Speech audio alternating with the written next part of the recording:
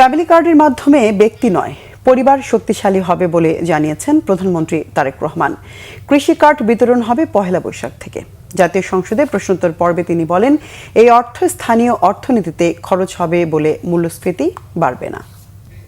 ইশতেহার অনুযায়ী আগামী 5 বছরে ইনশাল্লাহ 20,000 কিলোমিটার খাল খনন পুনর্খনন কর্মসূচি গত 16ই মার্চ 2026 হতে বাস্তবায়ন শুরু হয়ে গিয়েছে। এর মধ্যে আমরা ইনশাল্লাহ 5 বছরে 25 কোটি বৃক্ষরোপণ ও সবুজ কর্মসংস্থান সৃষ্টির লক্ষ্যে বনায়ন সৃজনের জন্য ইতিমধ্যে 1,50,00,000 বিভিন্ন প্রজাতির চারা উৎপাদন করা হয়েছে। এই উৎপাদিত চারাসমূহ চলতি বছর আসন্ন বর্ষা মৌসুমে ইনশাল্লাহ রোপণ করা হবে। এই বছরই সরকারি প্রাথমিক বিদ্যালয় ইনশাল্লাহ 2 লক্ষ শিশুর মাঝে বর্তমান সরকার বিনামূল্যে স্কুল ড্রেস বিতরণের পরিকল্পনা বাস্তবায়ন করবে ইনশাল্লাহ।